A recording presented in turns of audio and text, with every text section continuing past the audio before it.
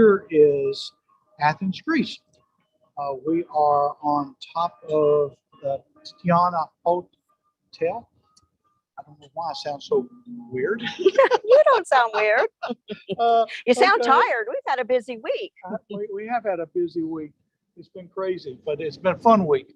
We've been following the footsteps of Paul, and so we're glad that you're going to be here with us. We're going to be talking about that. Got lots of great topics.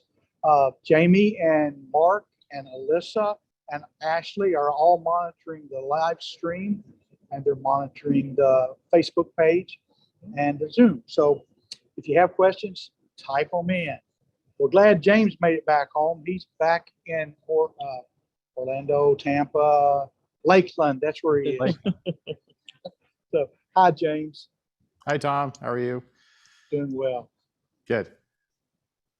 So, we're going to let everybody come in. Give you just a second here to get started. While we wait a second, maybe we should say this lovely lady here, you're going to hear from in just a few minutes. Her name is Lydia Pearson. She's been very special to this trip, and this trip has been very special for her. And you're going to hear more about that. Just hang loose, getting to you. As you come in, you're going to notice we've got a pretty good backdrop. The last backdrop we had that rivaled this was in Jerusalem. So now we have the Parthenon behind us. You can see it's lighted up at night. So it's really beautiful. I hope you get a better shot of it as you go through. So let's go ahead and get started. And we want to talk with James a little bit about our recent trip. That's right. So why don't you start out telling us about Vergina? That's right. Vergina is a fabulous site, archaeological site in northern Greece. And so that was our first stop, the very first day, and it was very exciting. The great thing about this is this the discovery of a number of tombs of Macedonian kings, including Philip II and his grandson, Alexander, who was the son of Alexander the Great. So what's the big deal about some more tombs being uncovered? Well, these tombs had never been discovered before, had never been uncovered, had never been looted. So everything is just there, just like it was when it went in. And so we got to go through and tour that. We don't have the video right now to show you, but in the coming days, I'm sure, just keep a lookout that it will be there, and you will be floored at the, is magnanimosity a word? If it's not, it ought to be to describe this, because It is now. It's so beautiful. It's so beautiful. So that was Virginia, and it's in a beautiful, quaint little town where I think there are more kitty cats than people that live there, and it's just really, really quiet and beautiful. We found there are a lot of kitty cats. In Greece, yes, In there Greece, are, exactly. and they're also sweet. Sure they are. Stop. We had a great devotion up on Mars Hill. Yes, we One did. of the highlights of the trip was getting to stop there. It was funny because as you see Rodney there on the screen there talking about it, somehow we miscommunicated. Either he didn't read an email or I didn't send him an email. One of the two happened. Anyway, he came up with this devotional just minutes before we did this, and he had people in tears. Absolutely. I told someone, if Rodney can deliver a message like that with 15 minutes notice, I really want to go hear him preach when he has a week to prepare a sermon, because I know it's got to be fabulous. Yeah. Well, he was laughing. He said, no, I'd overthink it. Oh, yeah. But it was great. And, being on Mars Hill, it's just, and what happened there, and you think about the story that's in Acts in the New Testament, and you just have to just stand there still for a couple of minutes and just take it in. Just take it in. And we were all so very blessed to be there. And of course, it's in the shadow of the Parthenon. So it's really overwhelming. Yeah, it is. I've come away with a new appreciation for Paul and Greece after this trip. I mean, it's just been fabulous. We talked about some of the journeys that Paul made on land, and someone on the bus said, it occurred to me, Paul didn't have nice, comfy Nike tennis shoes and, a bus to ride in and water bottles being available to him all the time. And you think, and you drive along in the bus and you look at the terrain, or you go to the side and you walk the terrain and you think about, what was going on with him in terms of, the opposition he was facing. And of course, on Mars Hill, he was trying to convince the Athenians who were to believe the message of the gospel. And so it's just, like you said, a greater appreciation of the man, of the ones who were with him, and of the faithful church at the time. Yeah, I can't wait till they get to hear about Lydia's devotion. I know. I mean, because that one was profound for me. Yeah. Yeah. So now, James, you've been to Meteora. Tom, I have never been to Meteor. I've done Thessaloniki and Philippi. I've done Athens, Corinth. I haven't done the stuff in the middle, so I'm no help there. But everyone who goes really enjoys that. So I'm looking forward to hearing how your visit went. Yeah. Well, I think I knew that. So that's once again me poking the bear. Tom, now you're just rubbing it in again. I am rubbing it in again. Thank you, James, for your graciousness to let us come here. But yeah, that was marvelous. Yeah, right? you have to go, James. I mean, you start at the bottom. Okay, so look at this video and these really tall mountains, these rock formations that our guide told us are called a rock forest. And there are monasteries built on top of these rocks way up in the sky. It's like someone said, we were literally standing in the clouds, and we got to drive up there. And as Tom, as you pointed out, we had to walk a bridge from one rock to another just to get to the monastery of St. Stephen, which is what you're looking at. It was amazing. It was really amazing just to think about what those people did to build those monasteries. I mean, you can see there, you can see how far off the side of the trip it is. Yeah. It was amazing. It was the devotion, and our guide, Aliki, did a great job talking about the monastic lifestyle. Yes. And I came away with a big understanding, great understanding of that.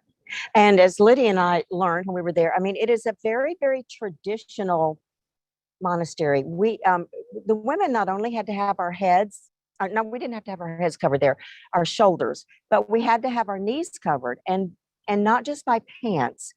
You had to have a long dress or a skirt to cover it up. And, I took some comfort in that. And I don't know if Lydia did too, but just in the tradition and the holiness of it and the respect, it took you back to a different time. Right. Well, and when we came off of the area there, we went down to the icon factory, and we were blessed. The priest runs the icon factory, and he showed up late at night to sign our icons, and we got to see the process. You can see there as we're gathering there in the wood shop. Kind of reminded me of the wood shops in Bethlehem. Yes. Oh, see that icon right there, the Good Shepherd? I got that one. I was going to share that with you, but I'm so glad that the video of it showed up. It's amazing the technique and the work and the attention to detail that's paid. And the artist will sign each of the icons that you take with you. Yeah, and it was amazing as they were using their very ancient types of paint and such that they were still using. It was not modern day ceramic paint, so it was really pretty cool. It was pretty cool. So you have a special guest with us. I do. Well, with us, Lydia Pearson is here. And I am so blessed to meet Lydia, who is from Nyack, New York.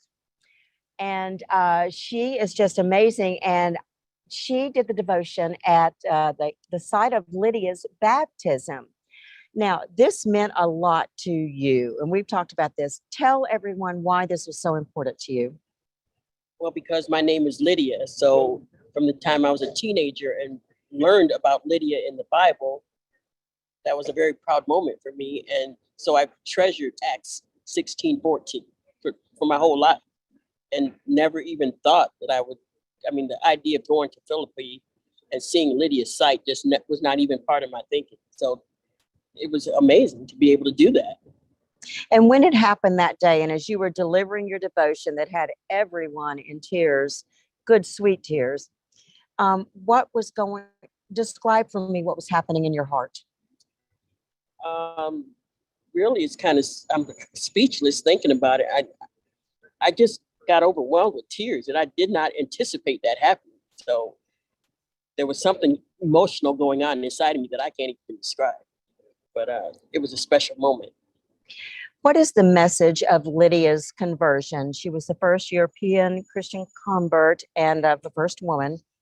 What is the message of Lydia's story that is applicable to those of us today, the church today? That God's love is for everybody. There is no gender requirement, no economic, educational.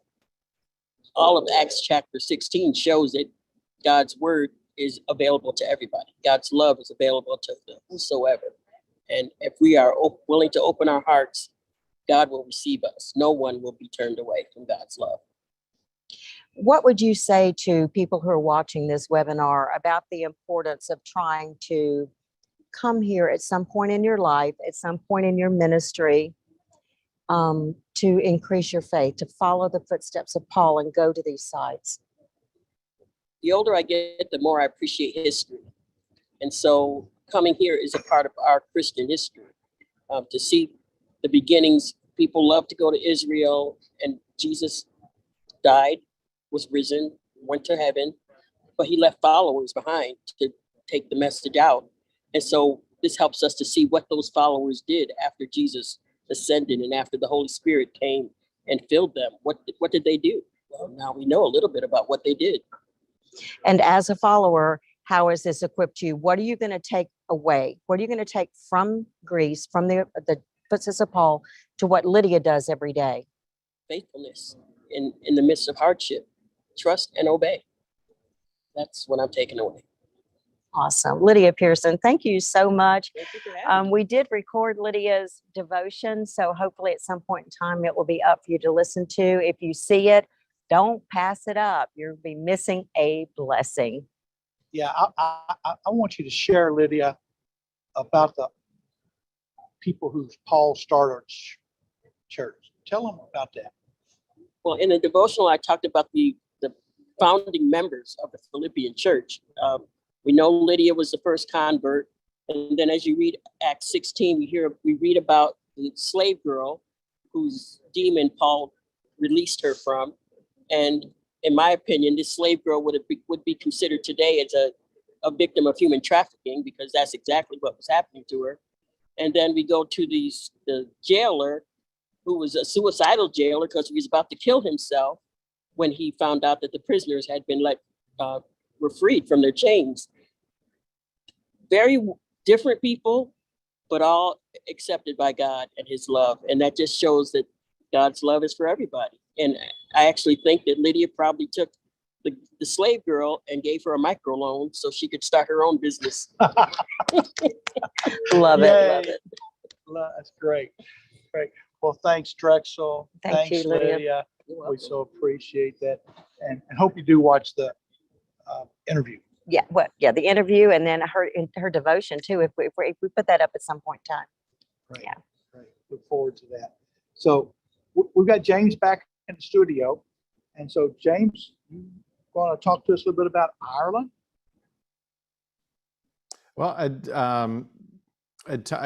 I think, Tom, we've just because we rearranged some things to have Drexel and Lydia there, we were going to talk a little bit about my travels, and Okay, good. after the last time, I think I was in Rhodes on our last webinar, we I finished up the cruise, and we had a great experience there. We had about 380 folks on board, and we had one person. Again, Greece, you just have to have a vaccine card. You don't have to be tested before you get to Greece. We had one person test positive before they got on the ship. They could not get on the ship, but all 380 that were on the ship spent 7-8 nights there. We're in Istanbul for a couple nights in a hotel. Everyone, came back, no COVID cases at all. On board, because it was a charter, masks were optional. So it is safe to cruise. Everyone had a great experience, wonderful weather, just like you're experiencing there now, Tom. So, and after that, I moved on to London and to the World Travel Market, which is really the first big travel gathering that's happened since March of 2020. So a lot of the world came back, the travel industry, and a good place just for me to quickly meet a lot of different people from a lot of different countries in one context. Saves me a lot of traveling. So I did meet with the Israeli Minister of Tourism while I was there. We talked about the protocols, and I really reemphasized to him that, if we can get stability and clarity on what we have to do, tourism is going to come back a whole lot quicker. So the World Travel Market was smaller in the past, but it was great to really reconnect. And everyone in travel is very excited about the restarting. And Tom, I tell you, the presenting sponsor for this whole event was Saudi Arabia. And Saudi Arabia, they might as well brought the palace from somewhere down there. I mean, their booth was just unbelievable. It was a couple city blocks long, it seemed like.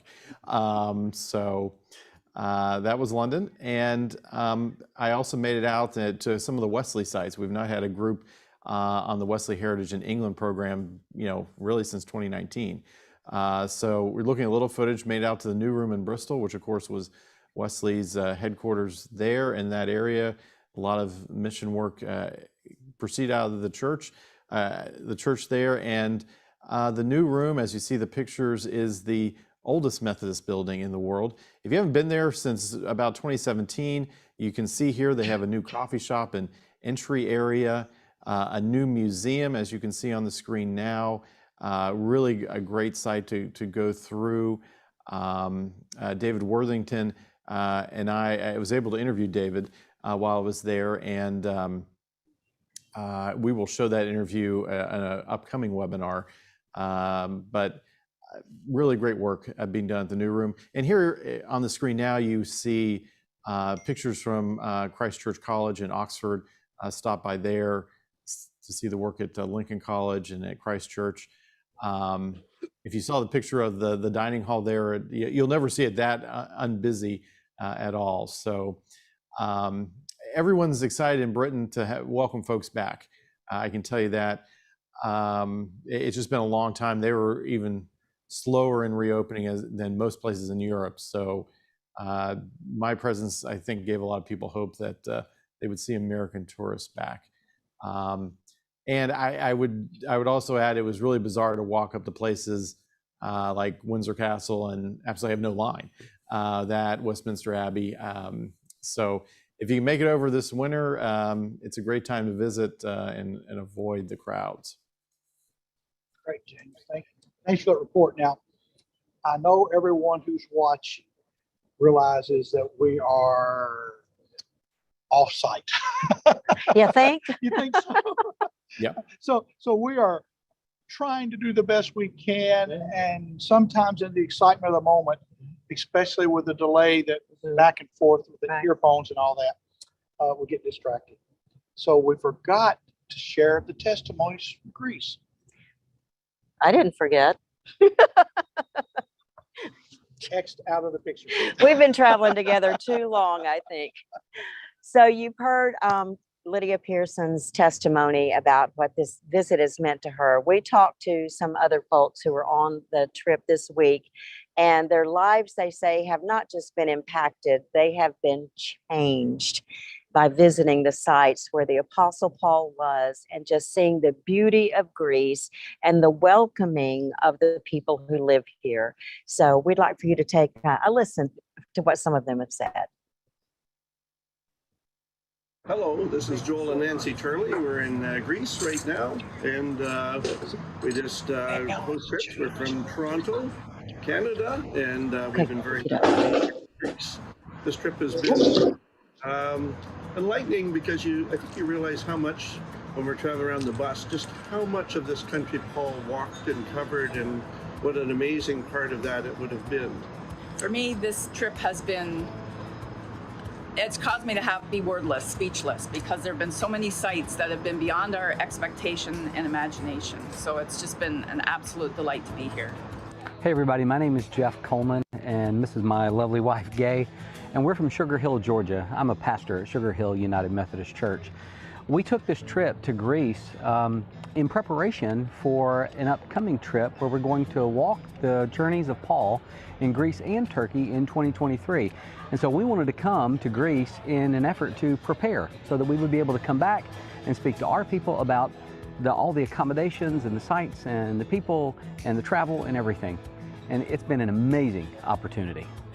We are Vernon and Karen Palo from the East Ohio Conference of the United Methodist Church.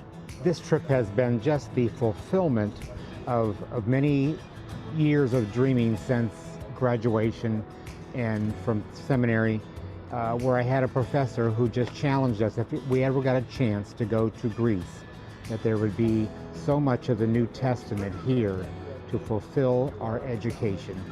And so here we are on a EO trip, just fulfilling over 20 years of dreaming, and that dream has come true.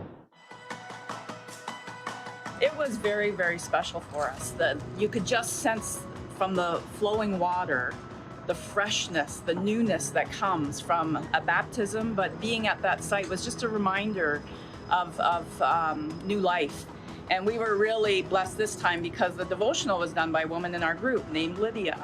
And it was a very, very moving moment for our entire group that we've been traveling with. Places and things become hearts of people. And that is what we see here. That in that stream and in that place, we saw the heart of Lydia, and that made it real. Philippians is probably one of my favorite, that and Ephesians are two of my favorite letters by Paul.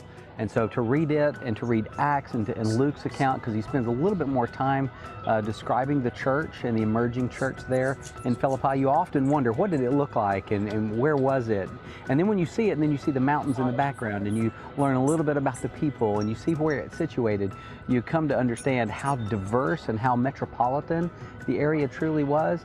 And it's just simply amazing. I think as people from North America in particular, we feel we've had this tremendous challenge, and really has been for some, but you understand just how much more being a Christian in that day and age called for the sacrifice, but also just a very real risk of persecution. I think for many of us, when we grew up, these were those iconic historical places, and many of us, I think, didn't really think we would get there in our life when we were children, and now we have this opportunity that just is amazing. I think it's been a reminder of those that have gone before us, those that have been faithful, the martyrs, the people upon whose lives, very lives, our faith is now possible. I would say the COVID protocols that EO has helped to put in place have mitigated the possibility of spread or anything like that. It's incredibly safe, very sanitary. The hotels that we've stayed in, every shop that we've gone in are encouraging mask wearing and so forth. And so it's been a great experience, and we feel incredibly safe in places like this and abroad throughout the country of Greece. I've been very comfortable.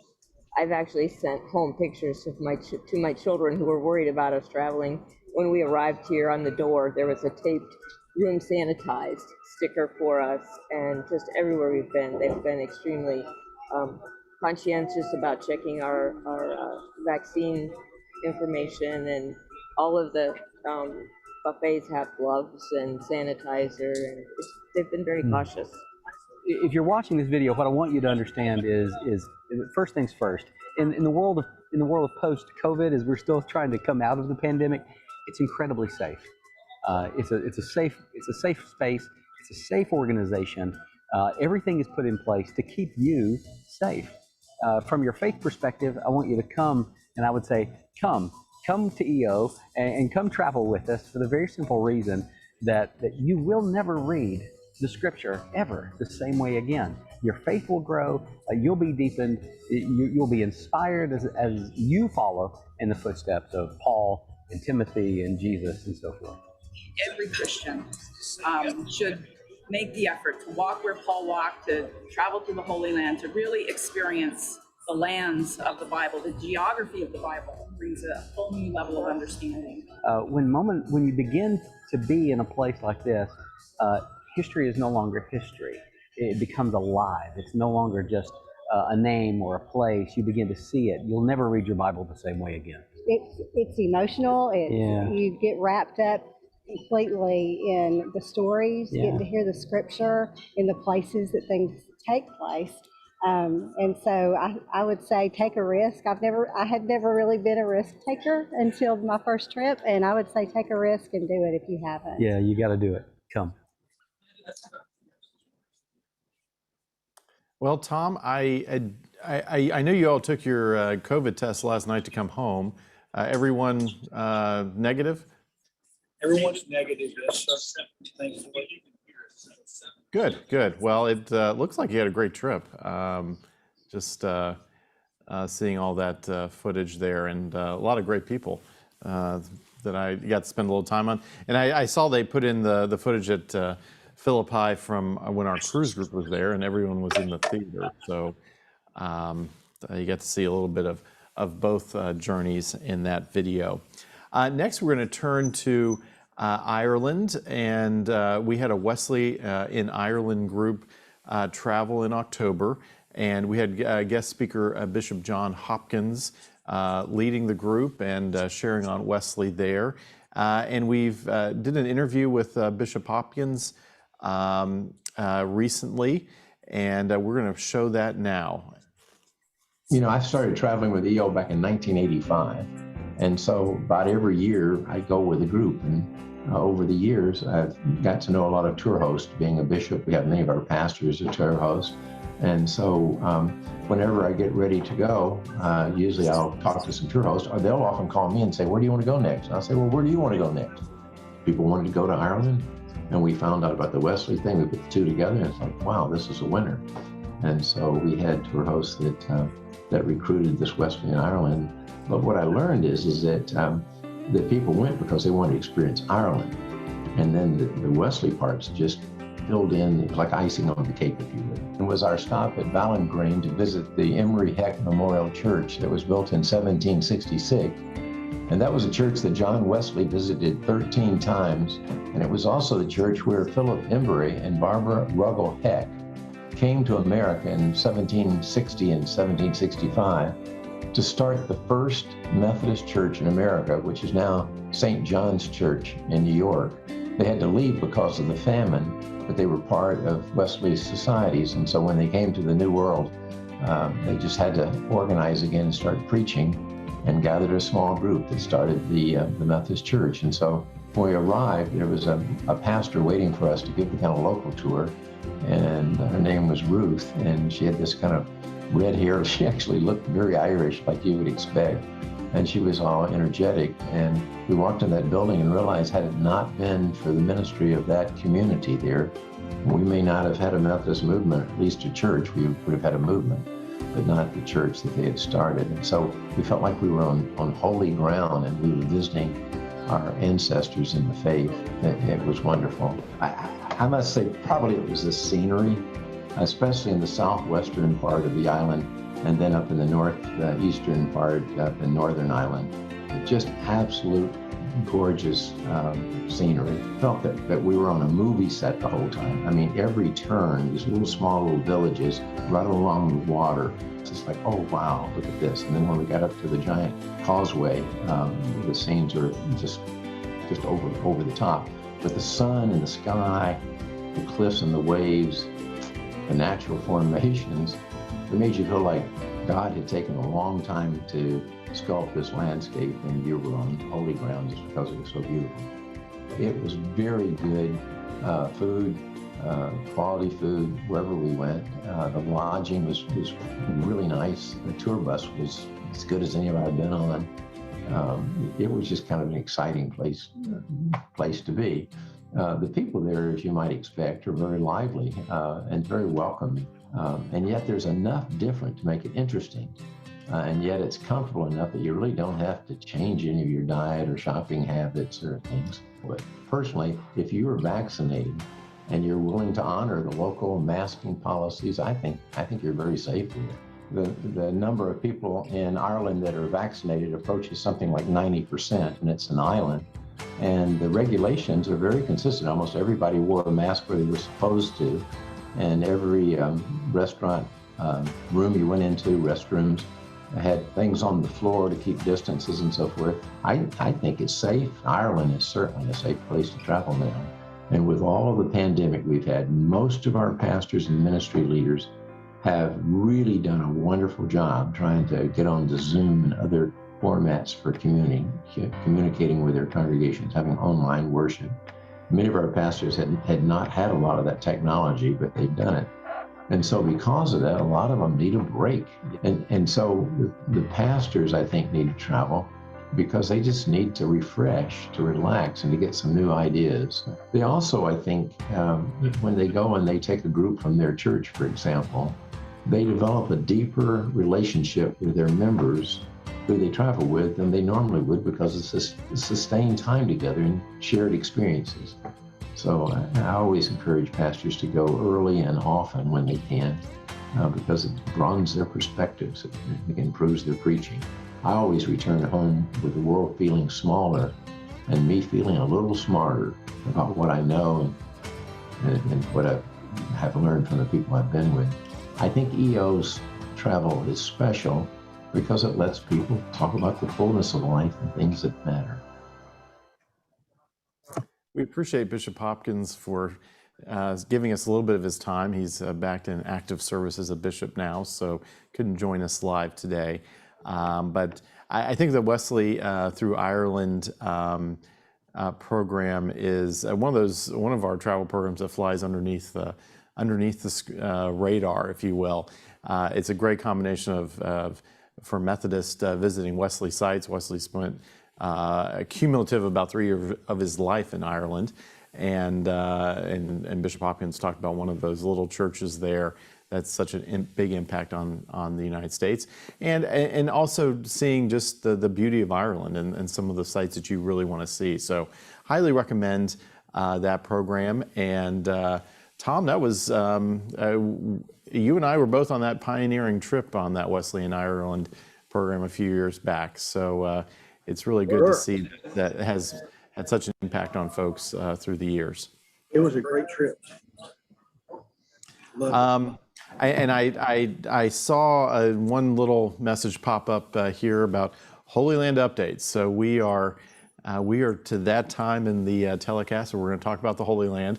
Hope you all got your paper and pencil down because this is we've got slides and everything here to talk about today, and you'll probably have questions. We have Ashley Weidman on the call. She's answering all the technical questions, so feel free to ask any of those technical questions. Ashley coordinates all those things internally for us, and so she is joining us on the screen. And of course, all of our tour host assistants out there do a great job also answering these questions as well. And you might have some after I run through all this.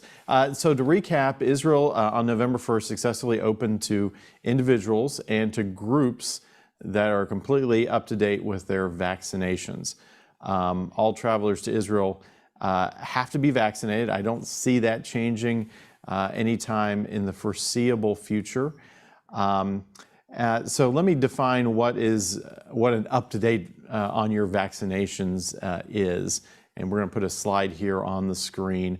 So a definition of a fully vaccinated person that everything's up to date means that if you had your 2 shots more than 6 months from return, you need to have a booster shot, and that booster shot has to be received more than 14 days prior to your departure.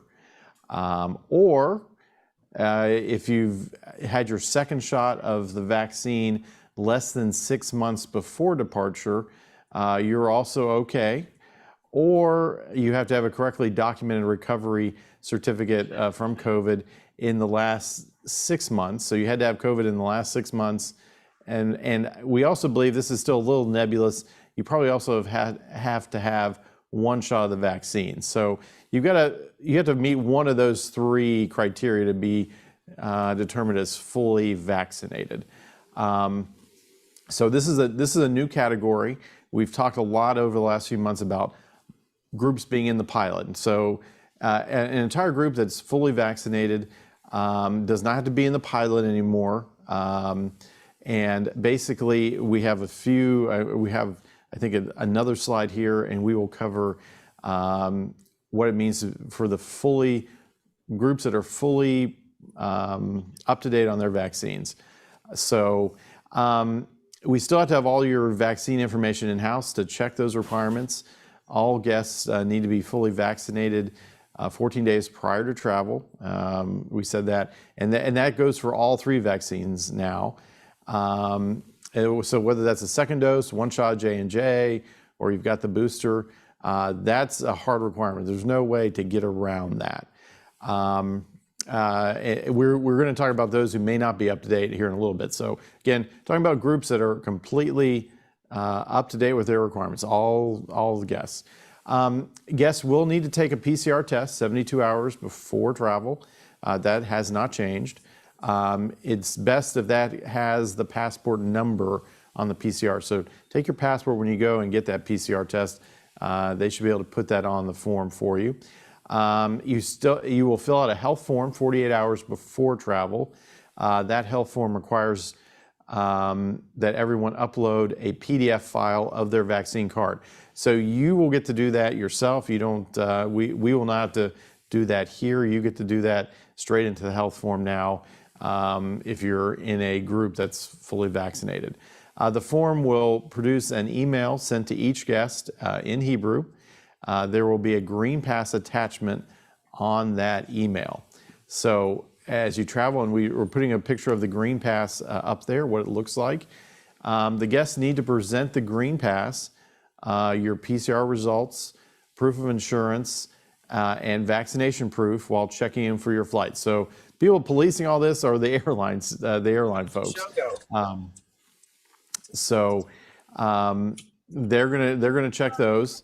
And you have all those things on check-in, then you're good to go until you get to Tel Aviv. Once in Tel Aviv, the guests will receive a pre-purchased PCR test upon arrival. You will spend time, we say in quarantine here, until you receive those PCR results. So we're gonna get you on a bus, we'll take you to the hotel, you get to relax in your room. If dinner's there, they'll bring dinner to your room. And then the PCR results will get there. And frankly, those have been getting to our groups 3 to 4 hours afterwards. So everyone's tired. Most of our flights will arrive late afternoon, early evening. So you're going to be in bed, probably sound asleep when those PCR results come in. At that point, you're free to travel the next morning. And if you need proof, you'll have that Green Pass wherever you need to go to enter sites or restaurants. I really haven't heard of anyone requiring that at this point, but as we know, rules can change. So I'm getting my booster tomorrow, and I know some of our younger staff are scheduled for Thursday. So again, I really strongly recommend that you stay up to date with your vaccination process. That's free here. Positively, the serological test at the airport has been removed. So at this point, we just have the 2 tests in Israel, the arrival and a test to return home, which is still required by the United States. So number of tests are going down for those who are up to date with their vaccinations. For those who are vaccinated but are not up to date with their vaccination, so you may not have received the booster shot yet, there will be new procedures to allow those of you who may fall into that category as of November 23. So this has been delayed from the 1st now to the 23rd. So those of you who are not up to date with your vaccinations, you still have to be vaccinated, but you're not up to date. You've not basically received your booster shot. You'll have to be traveling as part of a group, and the group has to go through those pilot procedures. So we're still waiting on those final rules to be completely published. here. I think we have another slide where we can quickly review. Okay, so we don't have that slide. Let me just cover those. We'll still need the vaccines in house to check the requirements. Number one. So again, this is for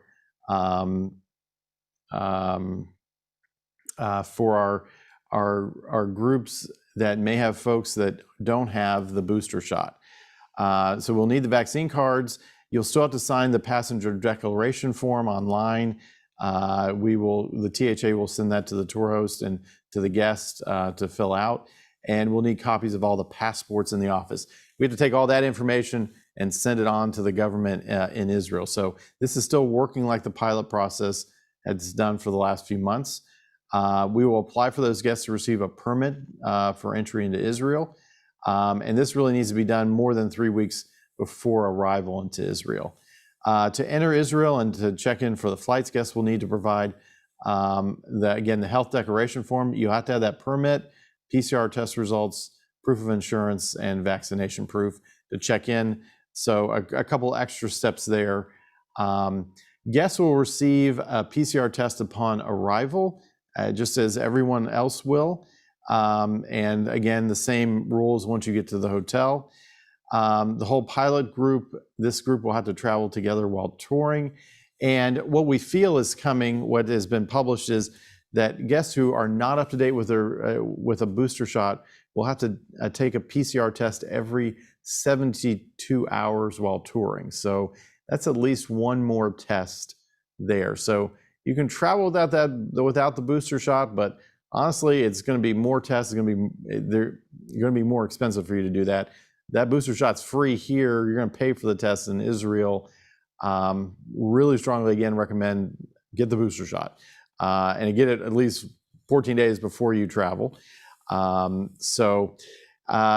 We will keep you posted as we see the rules for those groups where folks may not have the booster shot. And we'll also see if we can get around it. It may be a case where 30 people, we can have two groups and just merge them onto the same bus. There's some finer points there. We just don't know how that will work. So we'll of course do everything we can to make this as easy as possible for you. And so don't get discouraged by all the rules. We've had a lot of groups there, somewhere between 25 and 30 now since late May. And I believe we have a video to show for just some of the latest updates of groups that have just been there. Yeah, this has been a wonderful trip. It really makes Jesus come alive, not just a name in the Bible, but we walked in the exact places that Jesus was. It has been life-changing to see the sights of Jesus, to walk where Jesus walked, to be on holy ground, to be in the Holy Land. I am a forever changed person. I can say that this trip, this is my first time being at the Holy Land, and it's been one of the most memorable, awesome experiences I've ever had in my life. Everything's come to, I can just see it. I can visualize what I've read for so many years in the Bible, and it's been unbelievable. I've traveled here before under different organizations, but never anymore. EO is just the best, and our whole group has just thoroughly enjoyed the tour. To do this with my daughter was such a blessing. To see her first baptism and then to see her baptism affirmed again, as well as my own. It's easy. The protocols are not hard to live by. You get tested before and after. And you feel so safe. I'd encourage everyone to come over. In my life, I regret things that I didn't do in life.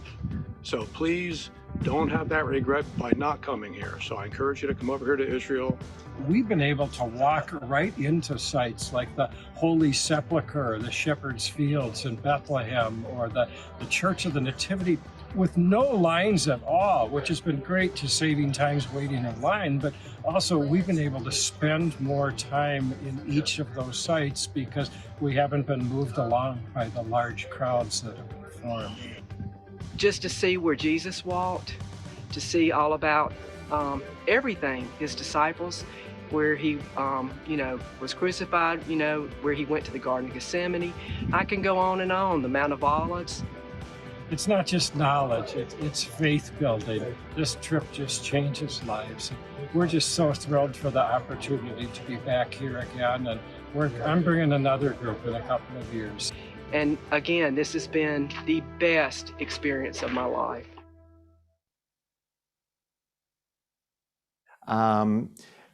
We've had a few questions come in, which I will address now before we send it back to Tom.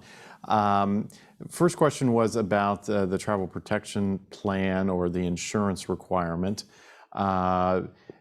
Basically, Israel wants to make sure that all their tourists coming have health coverage for hospitals in case of COVID. I can tell you that now we've had probably 500 guests travel to the Holy Land.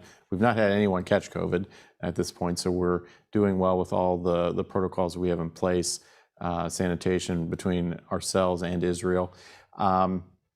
So the travel protection plan that we offer certainly meets that requirement. There are, of course, other travel protection plans out there that you can get. Not all U.S.-based health insurance covers foreign travel. That's really the big key. Occasionally I find people that have it, but most people don't. Their health plans do not cover them if they're outside the United States. So that's really the important part on that insurance requirement. Again, the airlines are going to check that. They're not going to check that in Israel. So, my experience is not all airlines are checking that. Some are more particular than others. Lufthansa, Turkish, I know. I've personally been checked with the health insurance with American Airlines. So just be sure you have that in order. December, we're sending out these rules for December groups.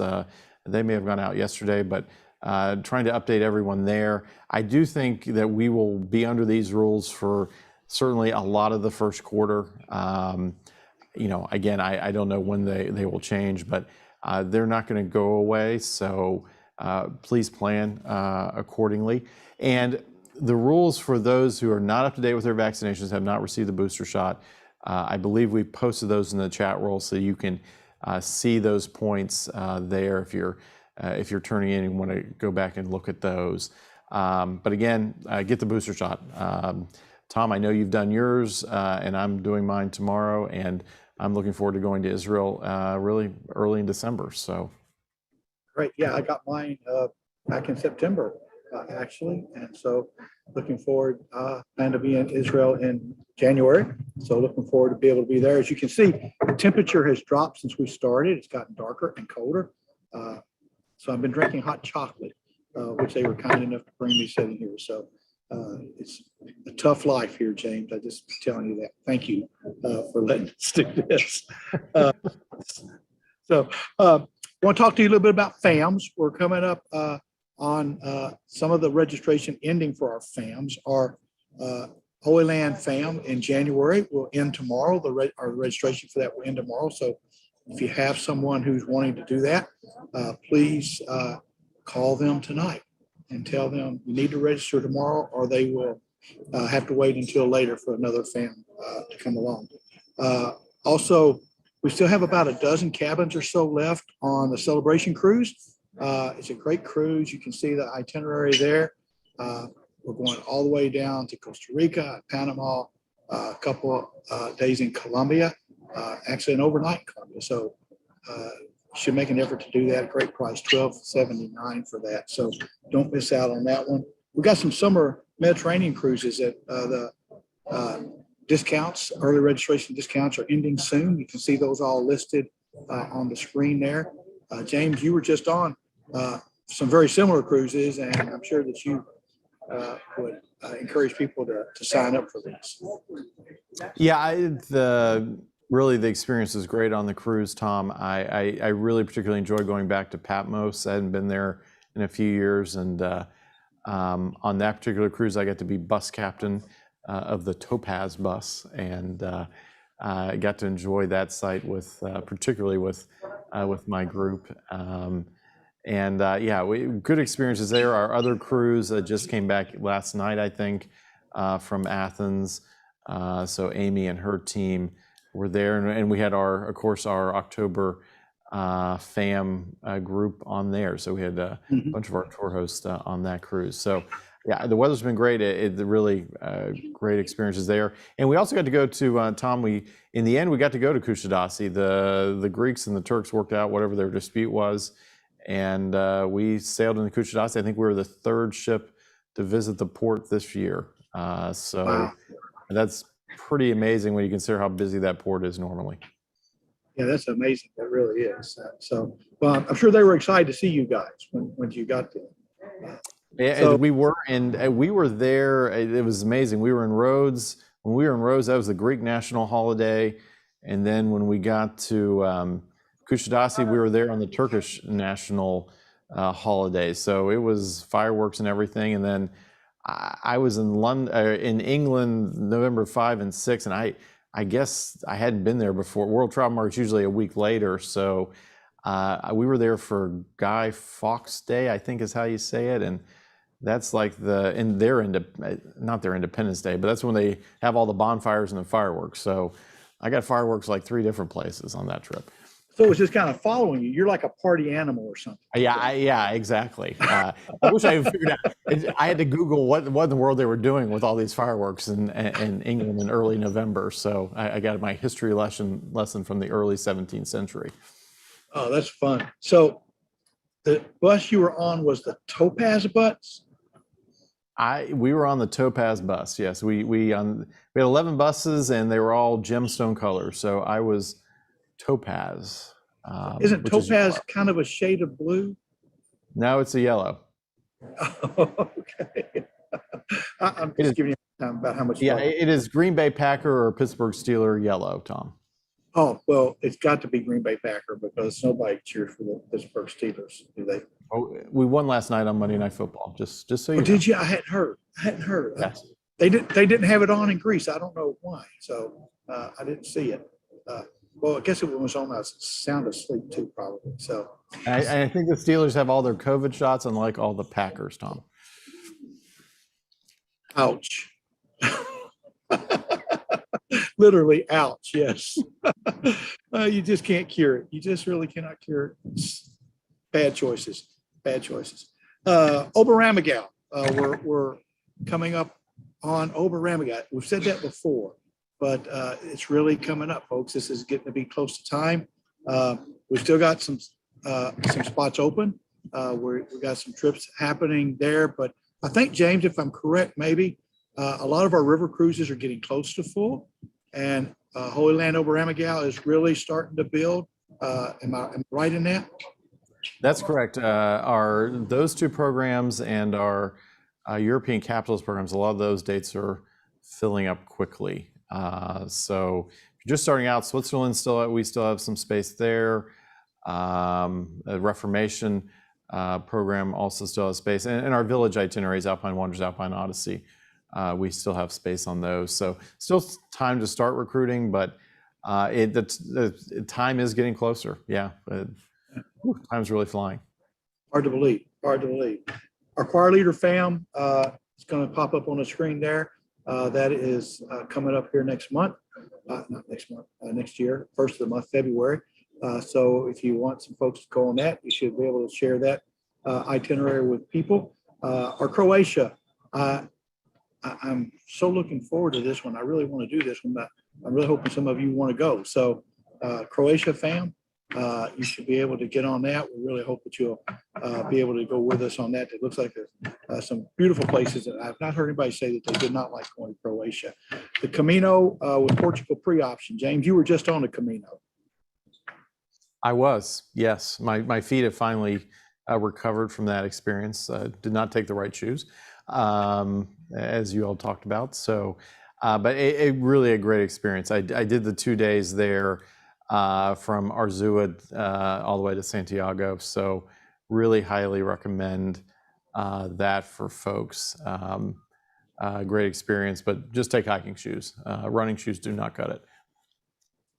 And it seems like a long ways off, but November of next year, we have both a Greece and a Turkey fam coming up. So those dates are popping up there.